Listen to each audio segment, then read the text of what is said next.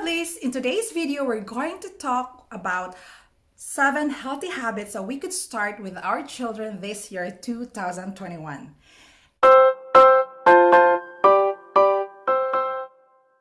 And if you're new to my channel, welcome. My name is Geraldine B. And I am a registered physician in the Philippines who now lives in Alberta, Canada.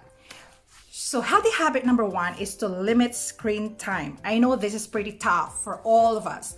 And according to WHO, no screen time is allowed for those 2-year-old and below. And for between 2-year-old and 5-year-old, we could only allow them to have not more than 1 hour of screen time a day. I know this is pretty tough. And the way I do it is I put a scheduling and break times with my children. So they all know that no iPads, no TV before 10 o'clock in the morning. And that's their routine. They know that every single day. They don't have to ask me, Mom, can I have iPad before 10 o'clock in the morning? And then if during the day, I would time them like you only have 30 minutes or maybe 15 minutes. And after that, I would get their iPad and then ask them to do some stuff. So maybe you could start that with your children as well, and let's see if that works well. Healthy habits number 2 is to get enough sleep and encourage nap time. I talked this in my previous video. You can check this out if you'd like to. So sleep is a vital part of our child's growth because during this time, again, growth hormone is being released from their brain.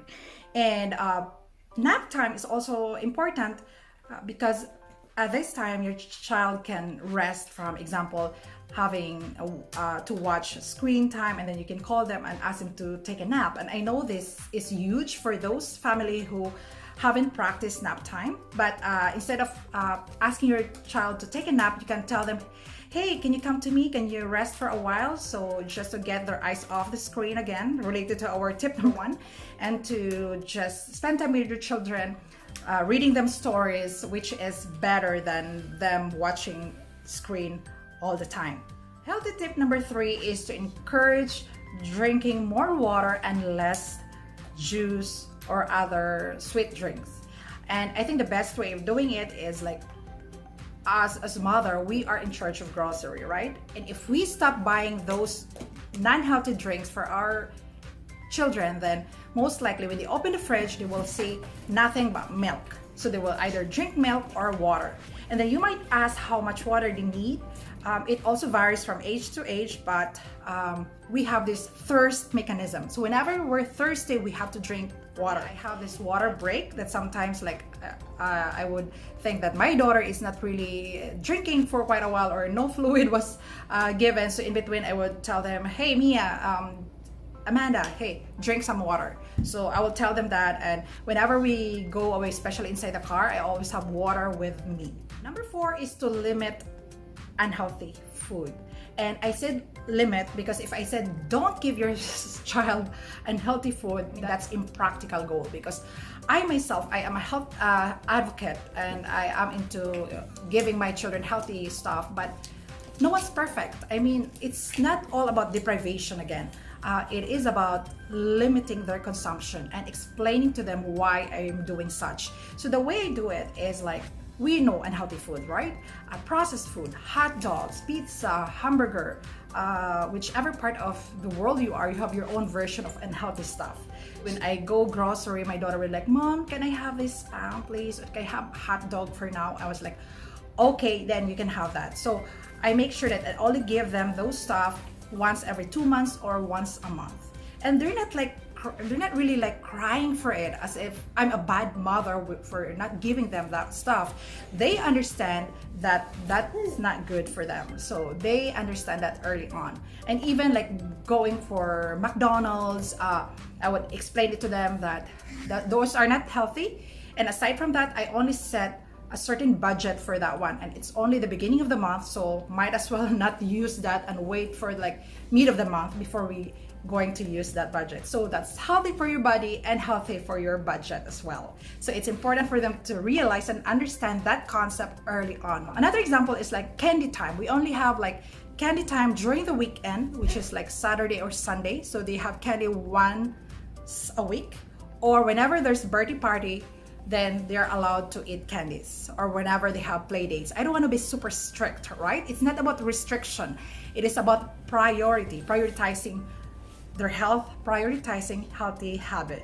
And I'm trying to balance everything. And number 4 is encourage our children to exercise or to keep moving. And WHO suggests around 180 minutes of exercise, which is around 2 hours of active activities. They actually didn't like suggest structured exercise because of course kids won't really realize that if you're gonna give them like set of exercise, but instead let them run, play, jump, and stretch, which is here during the winter time. I have mentioned in my previous video that I turn on television and we follow Just Dance at YouTube. Then we could just dance, or during the time I will tell them, okay, it's time to play, and then I will bring them to the basement or the crawl area where they can jump or they can stretch. So for children, jumping, stretching, which again is important for them because growth hormone is released again whenever they stay active. So healthy habit number 6 that we could start with our children is to increase time doing interactive play with them. What I mean by that is, I know it's overwhelming, especially if we are working mom, we don't have time to really sit down and play with our children. For me, it's different from like listening to your children with the stories, and it's different from playing with your children. And just like 2 weeks now, I started really to become intentional with playing with my 4-year-old because my 7-year-old is doing online schooling, and then she is left out by herself, and sometimes she's like, I'm so sad, mom, nobody's playing with me. So we played with this down in the basement with the dice, like snake and ladder thing, and then she has the issue of like she doesn't want to lose. So I told her like, I am not your mother this time, I am your friend. And she got lots of friends, like imaginary friends, which like Nikki, Ariel, she got lots of them. So I told her, pretend I'm Nikki this time, and then we need to play. And so I'm teaching her values, pretending myself that I'm one of her playmates. And in that way, I really see the progress of my daughter. She's like listening to me more because during that time, I was like role playing as a playmate rather than being a mother with a authoritative figure. So my children listen to me more when I play with her as her friend. So now she realized that we need to follow rules so that we could have this smooth interactive play. 7 and the last healthy habit is to develop a routine. Kids love routine. I mean, they function well and no more arguments whatsoever if they have the routine. So like for example, early in the morning, we would ask them to change their clothes and then put away their pajamas and brush their teeth and brush their hair and then have their breakfast. And also for my first daughter, she would go straight on her online schooling on her desk, and my second daughter, 4-year-old, I would allow her to get her activity notes so she could start practicing writing her letters. Before, there's always like crying and tantrums.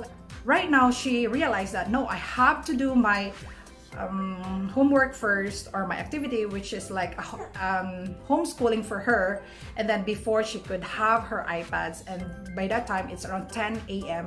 Then after that we would play together. And I know this is a little bit challenging, but I hope that this is helpful. This is a little idea for you mothers out there to start developing these healthy habits for our children, because again, this is for their future.